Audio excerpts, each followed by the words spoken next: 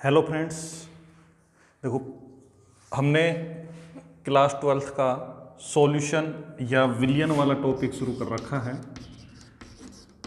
और पिछली क्लास में हमने विलियन की परिभाषा और विलेय और विलायक का निर्धारण वाला टॉपिक हमने पढ़ा था।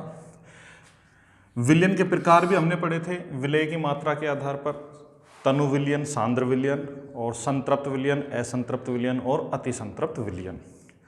आज का हमारा टॉपिक विलियन के प्रकार है और वो किस आधार पर विलियन के प्रकार या विलियन का वर्गीकरण करेंगे हम विलेय एवं विलायक की भौतिक अवस्थाओं के आधार पर। विलेय और विलायक की भौतिक अवस्थाओं के आधार पर विलियन कितने प्रकार का होता है ये हम टॉपिक में देखेंगे। देखिए, चाहे विलेय हो और चाहे विलायक हो, विलेय या विलायक, सोल्यूट और सॉल्वेंट, वो अपनी तीन भौतिक अवस्थाओं में हो सकता है। विलेय गैसीय अवस्था में भी हो सकता है, द्रव अवस्था में भी हो सकता है और ठोस अवस्था में भी हो सकता है। इसी प्रकार विलायक भी गैसीय अवस्था में भी हो सकता है, द्रव अवस्था में भी हो सकता है और ठोस अवस्था में भी हो सकता है।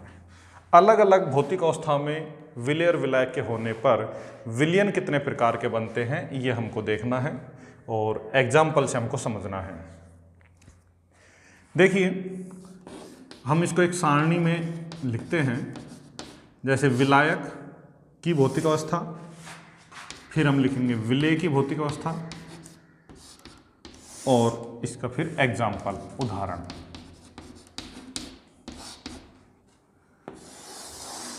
सबसे पहले हम लेते हैं विलायक यदि गैसीय अवस्था में है। विलायक यदि गैस है, जिसमें हम घोल रहे हैं वो यदि गैस है, तो उसमें विलेय पदार्थ यानी जिसको हम घोलेंगे गैस में, विलेय, उसकी भौतिक अवस्था गैस भी हो सकती है, द्रव भी हो सकती है और ठोस भी हो सकती है। गैस, द्रव और ठोस। और विलायक तीनों स्थितियों में गैस। तो ऐसे में विलियन को क्या बोलेंगे? विलियन का नाम भी दिया जा सकता है यहाँ पर, विलियन का नाम और फिर उसके बाद में उदाहरण।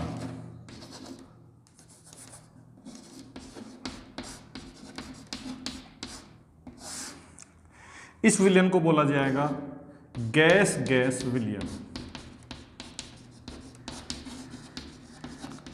गैस गैस विलियन। और जब विलायक गैस हो और विलेय द्रव अवस्था में हो तो उसे कहा जाएगा गैस द्रव विलियन। और यदि विलायक गैस और विलेय ठोस अवस्था में है तो उसे कहा जाता है गैस ठोस विलियन। ये भौतिक अवस्थाओं के आधार पर विलियन के प्रकार है, गैस गैस विलियन, गैस द्रव विलियन और गैस ठोस विलियन। वैसे इन तीनों प्रकार के विलियनों को गैसीय विलियन के अंतर्गत रखते हैं। इनको कहा जाता है गैसीय विलियन, क्योंकि जो विलियन प्राप्त होगा वो विलियन की भौतिक अवस्था गैस होगी। क्योंकि कल भी हमने पढ़ा था कि विलियन की भौतिक अवस्था के समान अवस्था वाला अवयव विलायक होता है, या उल्टा समझ लें कि विलायक जिस भौतिक अवस्था में होगा विलियन की भौतिक अवस्था भी वही होगी। तो विलायक गैसीय अवस्था में है तो जो ओवरऑल विलियन बनेगा उसकी भौतिक अवस्था भी गैसीय होगी, इसलिए इनको गैसीय विलियन कहते हैं। और ये गैसीय विलियन तीन प्रकार के होंगे, गैस गैस विलियन, गैस द्रव विलियन और गैस ठोस विलियन। एग्जाम्पल देते हैं गैस और गैस। देखिए, जो गैसों का मिश्रण होता है वो हमेशा ही समांगी मिश्रण होता है। कल हमने ये पढ़ा भी था कि विलियन क्या होता है, दो या दो से अधिक पदार्थों का समांगी मिश्रण, लेकिन वो पदार्थ जो रासायनिक अभिक्रिया नहीं करते हो वो होने चाहिए। तो दो या दो से अधिक पदार्थ जो परस्पर रासायनिक अभिक्रिया नहीं करते हैं के समांगी मिश्रण को विलियन कहते हैं। और कोई भी गैस हो, गैस गैस का मिश्रण हमेशा ही समांगी होता है, बशर्ते कि वो रासायनिक अभिक्रिया ना करें। तो इसमें एग्जाम्पल आ जाएगा अपना वायु। वायु जो है वो भी एक प्रकार का विलियन है, और वो कौन सा विलियन है? गैस गैस विलियन। क्योंकि वायु में हम जानते हैं ऑक्सीजन और नाइट्रोजन का मिश्रण होता है मुख्यतः। ये 78% होती है नाइट्रोजन और ऑक्सीजन 21%, बाकी की 1% में अन्य गैसें होती हैं। तो वायु इसका उदाहरण हो जाएगा, या ऑक्सीजन और नाइट्रोजन का विलियन।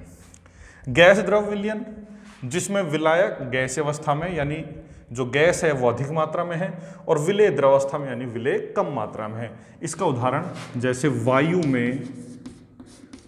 में जल वाष्प, हम जानते हैं वायु में जल वाष्प भी उपस्थित होती है, तो हम वायु में जल वाष्प का जो उदाहरण है वो गैस द्रव विलयन के अंतर्गत लेंगे।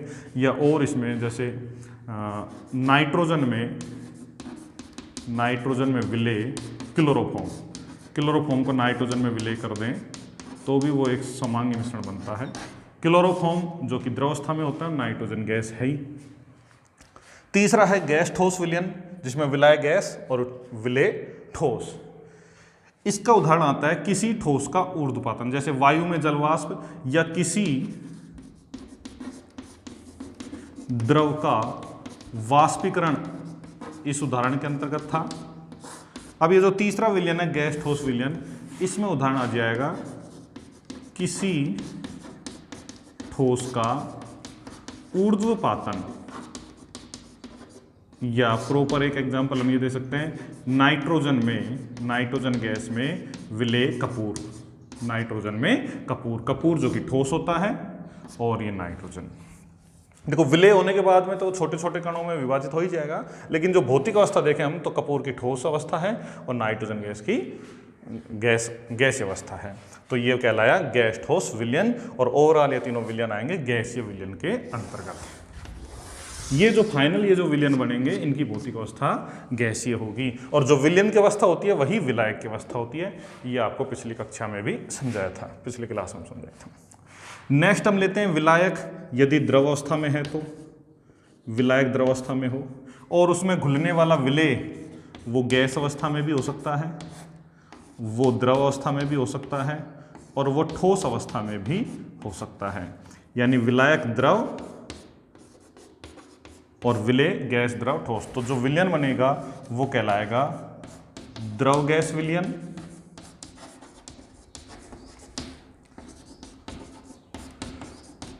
द्रव द्रव विलयन और द्रव ठोस विलयन। ये तीन प्रकार के विलयन बने, और तीनों ही विलयनों की जो भौतिक अवस्था है वो विलायक की भौतिक अवस्था के समान होगी। विलायक द्रव है तो तीनों ही विलयन कहलाएंगे द्रवीय विलयन। यानी द्रवीय विलयन जिसमें विलयन की भौतिक अवस्था द्रव हो, विलायक की भौतिक अवस्था द्रव हो, विलेय तीन अलग अलग भौतिक अवस्था में हो सकता है, गैस में, द्रव में, ठोस में। इस आधार पर द्रवीय विलयन तीन प्रकार के हो गए: द्रव गैस विलयन, द्रव द्रव विलयन और द्रव ठोस विलयन। इसका एग्जाम्पल द्रव विलायक और गैस विलेय। द्रव में घुली हुई गैस, इसका एग्जाम्पल है हमारा सोडा वाटर।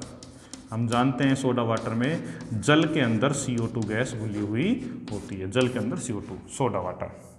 ये जो जल होता है वैसे इसमें भी ऑक्सीजन होती है, तो इससे हम कह सकते हैं जल में घुलित ऑक्सीजन, ये इसका एग्जाम्पल हो गया, जल में घुलित ऑक्सीजन। देखो जल में ऑक्सीजन घुली हुई होती है, उसी ऑक्सीजन का उपयोग समुद्री जीव सांस लेने में करते हैं, जल में घुलित ऑक्सीजन। दूसरा है द्रव द्रव विलयन, दोनों की भौतिक अवस्था द्रव है। ये भी एग्जाम्पल हमने कल पढ़ा था, जल प्लस एल्कोहल का मिश्रण, समांगी मिश्रण, यानी एल्कोहल का जलीय विलयन। और द्रव ठोस विलयन, ये तो हम दैनिक जीवन में उपयोग में लेते ही हैं, जल में घुली हुई चीनी, जल प्लस शर्करा या जल प्लस ग्लूकोज, समांगी मिश्रण ही बनाते हैं ये, या जल प्लस नमक, यानी जल में घुला हुआ शर्करा या ग्लूकोज या नमक। ये हो गया द्रव ठोस विलयन का उदाहरण। तो तीन प्रकार के विलयन ये हो गए, टोटल 6 हो गए। अब लेते हैं हम विलायक को यदि ठोस अवस्था में लिया जाए। हाँ जी, विलायक ठोस अवस्था में भी हो सकता है, यानी ठोस में भी कोई पदार्थ घुल सकता है। एक्चुअल में वो ठोस पदार्थ जो है वो अवशोषित करता है दूसरे पदार्थ को। ऐसे विलयन को हम बोलेंगे ठोस विलयन, यानी इस विलयन की जो भौतिक अवस्था है वो ठोस होती है, ठोस विलयन, विलायक ठोस। और इसमें जो विलेय है वो गैस भी हो सकता है, वो द्रव भी हो सकता है, और वो भी ठोस भी हो सकता है। इसका उदाहरण विलयन का नाम ठोस गैस विलयन,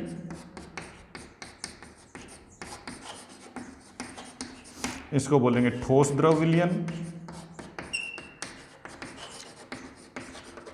और इसको बोलेंगे ठोस ठोस विलयन तीसरे को। यानी विलायक ठोस होने पर उसमें विलेय गैस यदि है तो वो ठोस गैस विलयन कहलाएगा।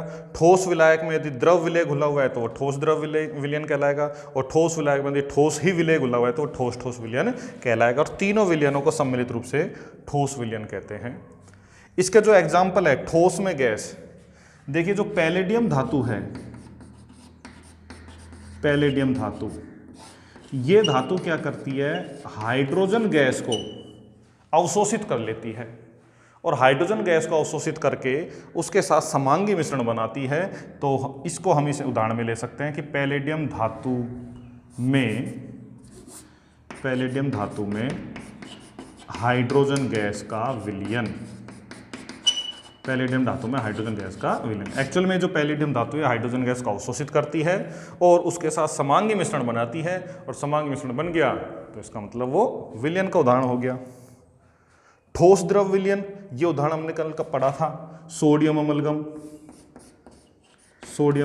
NaHG, जिसमें ये जो मरकरी है ये द्रव अवस्था में होता है और ये जो सोडियम है ये ठोस अवस्था में होता है, लेकिन दोनों के मिश्रण से जो अमलगम बनता है, अमलगम, वो ठोस अवस्था में होता है, अमलगम ठोस अवस्था में होता है।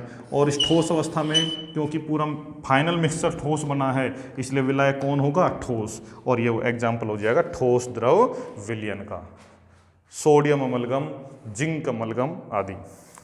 ठोस ठोस विलयन, जिसमें विलेय और विलायक दोनों ही ठोस हैं, दोनों ही ठोस, जैसे सोने में तांबा। ये देखो जो हमारे सोने के जो जेवरात बनते हैं, शुद्ध सोना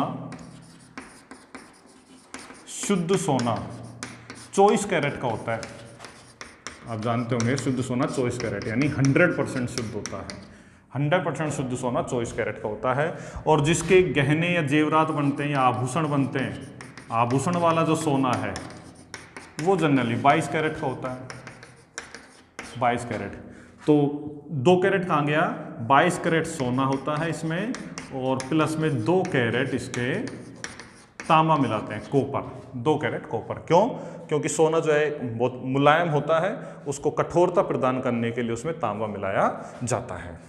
तो ये जो 22 कैरेट सोना और 2 कैरेट लगभग में ये 91.66% तो सोना होता है, और बचा हुआ जो 8.33 या 37% है वो जो है वो इसके अंदर कोपर होता है। अब इस सोने का, आभूषण वाले सोने का हमने कोई आभूषण बना लिया, मान लो एक अंगूठी बनी हुई है, तो उस अंगूठी में 91.66% सोना है और 8.37% कोपर है। ये वो अंगूठी में इन दोनों का समांगी मिश्रण है। देखो कल हमने विलयन की परिभाषा बताई थी और उस परिभाषा में 2 शर्तें थी कि 2 पदार्थों का या 2 से ज़्यादा पदार्थों के तो समांगी मिश्रण होना चाहिए। और समांगी मिश्रण के लिए शर्त क्या थी? समांगी मिश्रण के लिए शर्त थी कि केवल एक प्रावस्था होनी चाहिए और प्रत्येक भाग का संगठन एक समान होना चाहिए। इस सोने की अंगूठी, आभूषण वाले के किसी भी सोने को यदि हम देखते हैं तो उसमें पूरा सोना या पूरा आभूषण, पूरी अंगूठी देखने में एक जैसी दिखती है, उसमें हम पहचान नहीं सकते कि इस भाग में कोपर है और इस भाग में सोना है, पहचान नहीं होती, मतलब पूरी की एक ही प्रावस्था है। तो ये शर्त भी पूरी हो गई। दूसरा, ये मान लो इतना बड़ा कोई अपना छल्ला है, इस छल्ले का यदि हमने इतना सा टुकड़ा काट लिया तो उसमें भी सोने और तांबे का यही कंपोजिशन आएगा, संगठन आएगा। यहाँ से कोई टुकड़ा लिया छोटा सा और उसकी यदि हम टेस्टिंग कराएं तो उसमें भी सोने और तांबे का यही कंपोजिशन आएगा। किसी भी जगह से हम कोई टुकड़ा लेकर के टेस्टिंग कर लें तो संगठन यही आएगा, अर्थात प्रत्येक भाग का संगठन एक समान है, यानी कि वो समांगी मिश्रण है। और दोनों जब एक साथ अपन ने मिला दिया तब ये दोनों आपस में कोई रिएक्शन भी नहीं कर रहे, तो विलयन वाली शर्त पूरी हुई कि 2 पदार्थों का ये समांगी मिश्रण भी है और दोनों आपस में क्रिया भी नहीं कर रहे, इसलिए ये विलयन का उदाहरण है। तो ठोस ठोस विलयन का उदाहरण क्या हुआ? सोने में तांबा। इसी तरह पीतल भी इसका उदाहरण आ जाता है। पीतल जिसमें जिंक प्लस कॉपर होता है, Zn + Cu। पीतल पीतल कॉपर और जिंक को मिलाने से बनती है, तो पीतल भी एक विलयन का उदाहरण है, क्योंकि पीतल कॉपर और जिंक का समांगी मिश्रण होती है। विलयन की परिभाषा को ये फुलफिल करते हैं। तो ये विलेय एवं विलायक की भौतिक अवस्थाओं के आधार पर मुख्यतः तीन प्रकार के विलयन बने, गैसीय विलयन, द्रव्य विलयन, ठोस विलयन। और इन में जो विलायक है वो गैस अवस्था, द्रवस्था, ठोस अवस्था है, जिसमें विलेय भी गैस, द्रव, ठोस तीन अवस्था में हो सकते हैं। इसलिए प्रत्येक विलयन फिर तीन तीन भागों में विभाजित हो जाता है। गैस गैस विलयन, गैस द्रव विलयन, गैस ठोस विलयन, द्रव गैस विलयन, द्रव द्रव विलयन, द्रव ठोस विलयन, और ठोस गैस विलयन, ठोस द्रव विलयन और ठोस ठोस विलयन। अर्थात भौतिक अवस्थाओं के आधार, जैसे गैस में ये तीन अवस्था में मिल सकता है इस विलायक में, इसी तरह इस विलायक में तीन अवस्था में हो सकता है, इसमें तीन भौतिक अवस्था में हो सकता है। इस प्रकार 9 प्रकार के विलयन बनाए जा सकते हैं, 9 प्रकार के विलयन, और ये हमने एग्जाम्पल से समझ भी लिया है। आशा करता हूँ समझ आया होगा आपको। चलिए आगे बढ़ते हैं।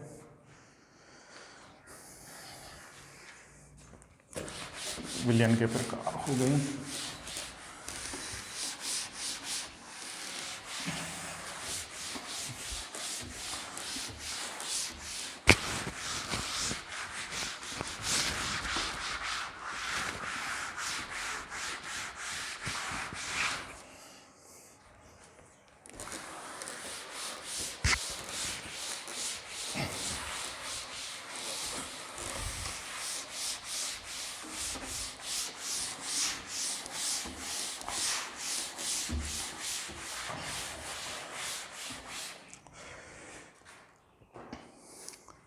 अब हमारा नेक्स्ट टॉपिक है सांद्रता।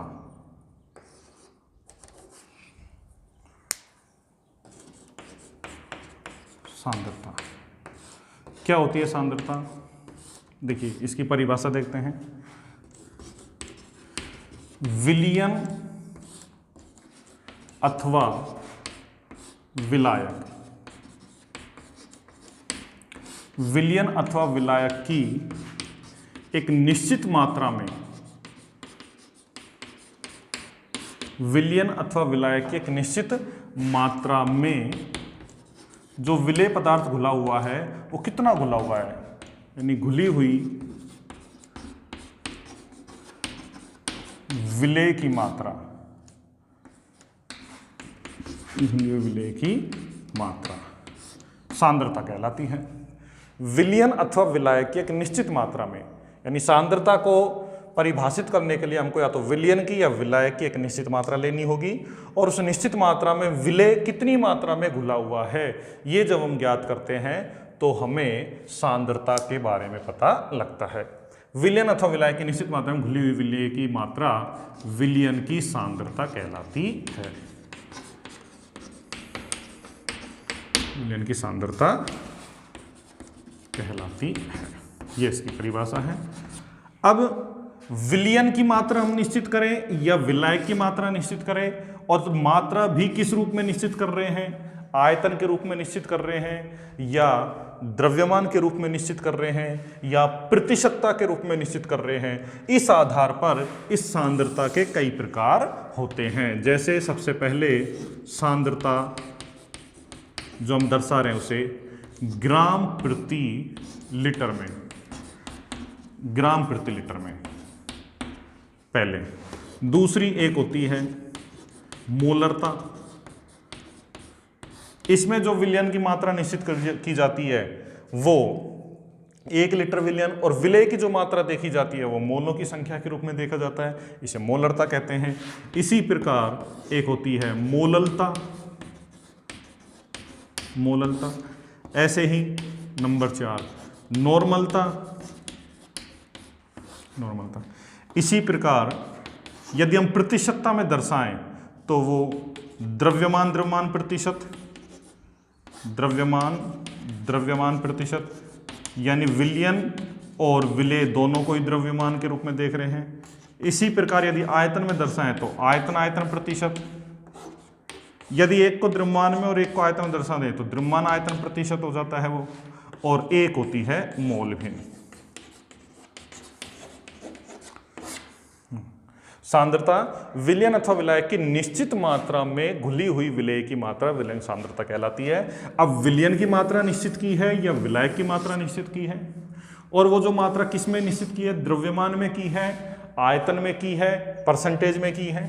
और जो विलेय की मात्रा हम देख रहे हैं कि कितना विलेय घुला हुआ है, उससे हम किस रूप में देख रहे हैं, द्रव्यमान के रूप में देख रहे हैं, या कि भाई कितना द्रव्यमान घुला हुआ है, या कितने ml घुला हुआ है आयतन में देख रहे हैं, या इसके कितने मोल घुले हुए हैं मोल के रूप में देख रहे हैं, या इसके कितने तुल्यांक घुले हुए हैं तुल्यांक के रूप में देख रहे हैं। इस आधार पर सांद्रता के कई सारे प्रकार होते हैं। इनको अब हम डिटेल में पढ़ेंगे, लेकिन इनको पढ़ने से पहले हमको एक चीज और ध्यान देनी होगी कि यहां पर हम शॉर्ट में दर्शाने के लिए, जैसे द्रव्यमान को शॉर्ट में दर्शाने के लिए हम इसके प्रतीक W का प्रयोग करेंगे, W का प्रयोग करेंगे।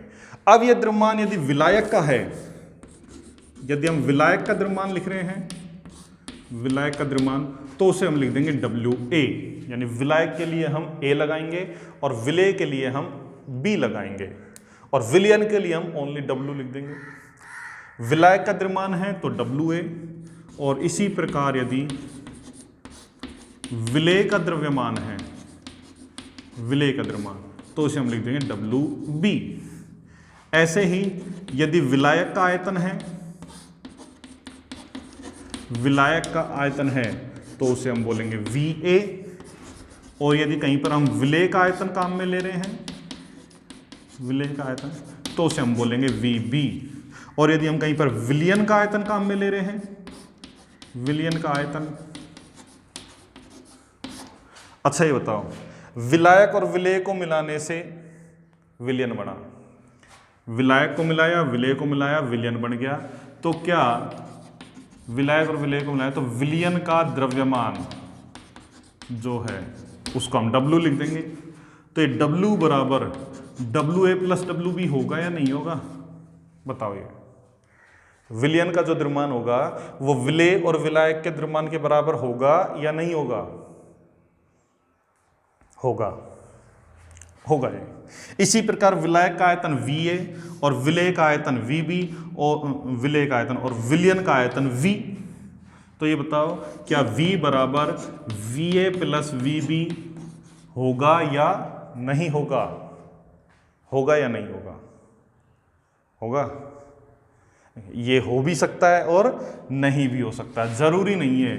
ये जो विलयन का आयतन है, ये विलयन का आयतन ये बराबर भी हो सकता है दोनों के आयतनों के, विलयन का आयतन ज्यादा भी हो सकता है दोनों द्रवों विलेय और विलायक के आयतन से, और विलयन का आयतन कम भी हो सकता है विलेय और विलायक के आयतन से। तीनों ही बातें सही है, ये आगे क्लियर हो गई।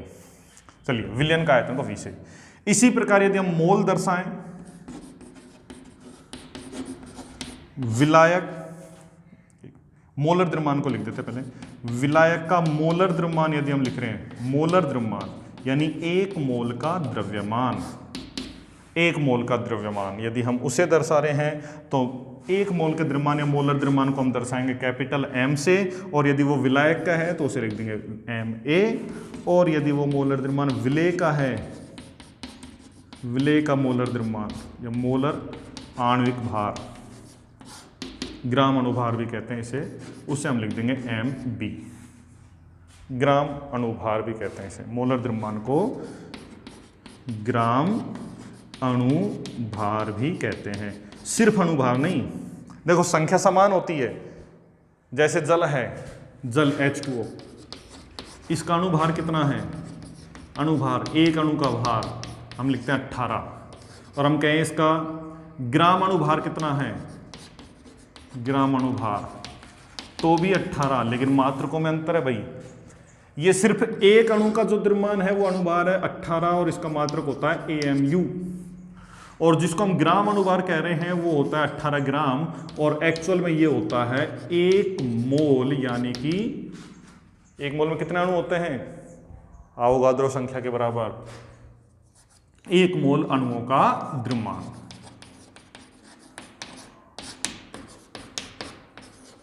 1 मोल अणुओं का द्रव्यमान होता है। तो ग्राम अणुभार 1 मोल अणुओं का द्रव्यमान या मोलर द्रव्यमान होता है, जबकि ओनली अणुभार एक अणु का द्रव्यमान होता है, संख्या में समान होते हैं लेकिन मात्रकों में भिन्नता होती है, वो 18 में हुई 18 ग्राम। तो यहाँ पर जो हम यूज में लेंगे वो ग्राम अणुभार या मोलर द्रव्यमान। विलायक का मोलर द्रव्यमान m है, विलेय का मोलर द्रव्यमान mb। इसी तरह यदि मोलों की संख्या काम में ले रहे हैं तो विलायक के मोल यदि हमको कहीं लिखने हैं तो मोलों को छोटे n से दर्शाते हैं, स्मॉल n। विलायक के हैं तो Na, और विलेय के मोल यदि हम कहीं पर काम में ले रहे हैं तो उसको हम लिखेंगे Nb। विलायक के मोल Na और विलेय के मोल Nb। क्लियर है? चलिए,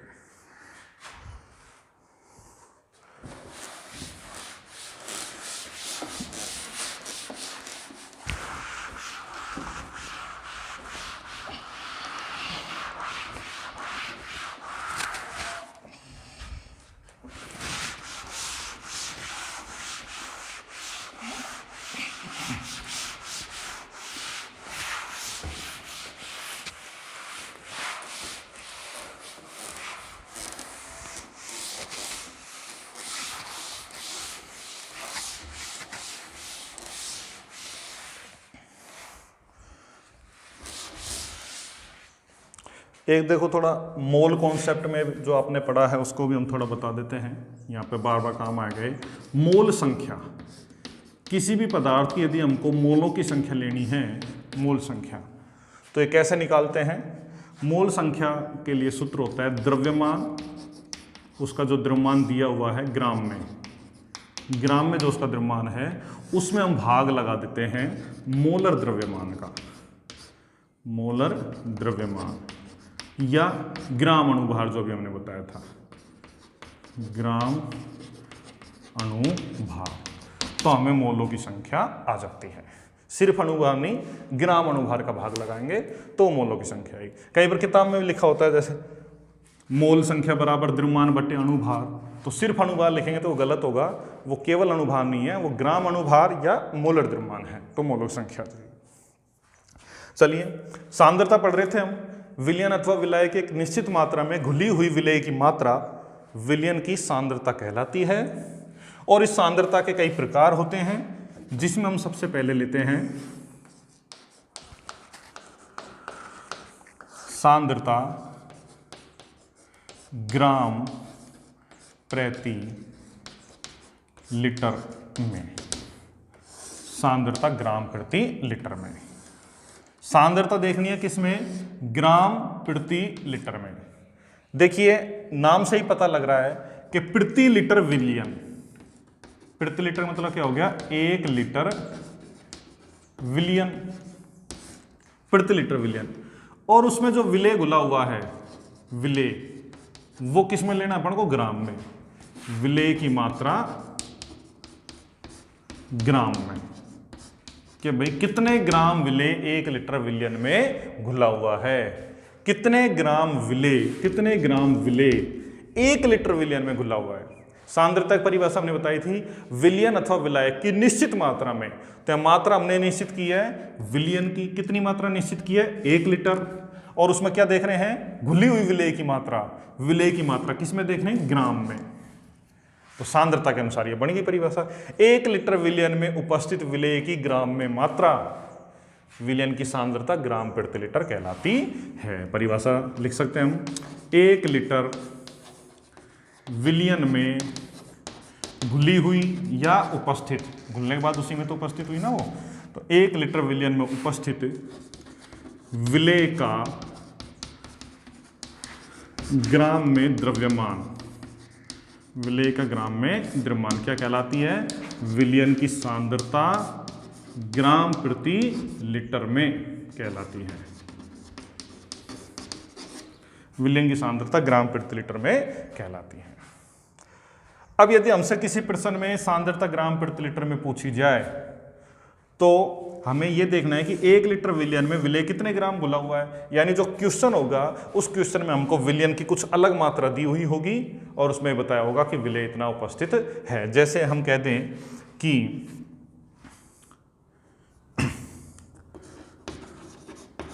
ग्लूकोज के 800 ml जलीय विलयन में ग्लूकोज के, यानी विलयन किसका है? ग्लूकोज का। कैसा विलयन है? जलीय, अर्थात जल विलायक है और उसमें ग्लूकोज उपस्थित है। पूरा विलयन कितना है? 800 ml। ग्लूकोज के 800 ml मिलीलीटर जलीय विलयन में 20 ग्राम ग्लूकोज उपस्थित है, 20 ग्राम ग्लूकोज उपस्थित है, तो विलयन की सांद्रता ग्राम प्रति लीटर में ज्ञात कीजिए। ये प्रश्न आ गया। अब देखिए यहां पर हमको विलयन की मात्रा दी है कितनी? 800 ml विलयन की मात्रा दे रखी है 800 ml, और इसमें घुले हुए विलय का द्रव्यमान दिया है कितना? 20 ग्राम। सांद्रता ग्राम प्रति लीटर में पूछी है। सांद्रता ग्राम प्रति लीटर के लिए हमको विलयन कितना होना चाहिए? 1 लीटर विलयन, और उस 1 लीटर में कितना उपस्थित है ये देखना है। देखिए विलयन समांगी मिश्रण होता है और समांगी मिश्रण में प्रत्येक भाग का संगठन एक समान होता है। तो 800 ml में 20 ग्राम घुला हुआ है ग्लूकोज, इसी अनुपात में 1 लीटर में हमको निकालना है। 800 ml में ये घुला हुआ है 20 ग्राम, 800 ml में घुला हुआ है 20 ग्राम, तो हमें कितना निकालना है कि 1 लीटर में कितना घुला हुआ है? 1 लीटर में निकालना है। तो 1 लीटर में निकालने के लिए क्या करेंगे हम? जो विलेय का द्रव्यमान दिया है 20 ग्राम, अब देखो ये ml में दिया है, ये लीटर में दिया है, ये भी लीटर में यदि होता तो कितना होता? 0.8 लीटर। तो 0.8 लीटर विलयन में उपस्थित ग्लूकोज 20 ग्राम, तो 1 लीटर विलयन में उपस्थित ग्लूकोज 20 ग्राम बटे 0.8 लीटर, ये तो आएगा। चूंकि इसलिए वाला सवाल हो गया ना, छोटी क्लास में अपन गणित में करते हैं कि 0.8 लीटर विलयन में उपस्थित ग्लूकोज 20 ग्राम, इसलिए 1 लीटर विलयन में उपस्थित ग्लूकोज बिल्कुल वैसे ही है जैसे कि 12 पेन आते हैं 60 रुपए में, एक पेन आएगा 60 बटे 12। 0.8 लीटर जलीय विलयन में ग्लूकोज 20 ग्राम, 1 लीटर जलीय विलयन में ग्लूकोज 20 बटे 0.8। इस तरह से अन्य सभी सवाल होंगे। तो इस आधार पर हम एक सूत्र बना सकते हैं डायरेक्ट, चूंकि इसलिए करके नहीं करने, अब हमको सवाल को सूत्र से करना है। और सूत्र क्या बनेगा? सांद्रता ग्राम प्रति लीटर में ये यदि निकालना है तो बराबर इसका सूत्र हो जाएगा, ऊपर तो हमको लिखना है विलेय का द्रव्यमान, ध्यान रखना है कि ये ग्राम में होना चाहिए, विलेय का द्रव्यमान ग्राम में, बटे विलयन का, अब किस में देखना होता है हमको? 1 लीटर में, और लीटर क्या है? आयतन, तो इसलिए विलयन का हमको लिखना होगा आयतन, विलयन का आयतन, और ये किस में? लीटर में। तो हमें जो इसको हल करने पर जो उत्तर आएगा वो सांद्रता किस में कहलाएगी? ग्राम प्रति लीटर में। यदि विलयन का आयतन लीटर में नहीं दिया, ml में दिया है, तो देखिए सूत्र क्या हो जाएगा? बराबर विलेय का द्रव्यमान, ये ग्राम में है, बटे विलयन का आयतन, और ये यदि हमको ml में दिया है, ml में, तो हमें तो सांद्रता प्रति लीटर ग्राम प्रति लीटर में ज्ञात करने के लिए कितने में देखते हैं? 1 लीटर में। तो यहां आयतन का भाग लगाते हैं लीटर वाले का, हमको दे दिया ml में, तो ml को लीटर में चेंज करना होगा, और हम जानते हैं 1000 मिलीलीटर में 1 लीटर होता है, और इसलिए मिलीलीटर को जब लीटर में चेंज करते हैं तो मिलीलीटर में 1000 का भाग लगाएंगे, यानी यहां पर हम 1000 का भाग लगा देंगे। अब बटे, और बटे के नीचे फिर बटे आ गया तो वो ऊपर चल जाएगा, अर्थात ऊपर की तरफ 1000 से गुणा कर देंगे।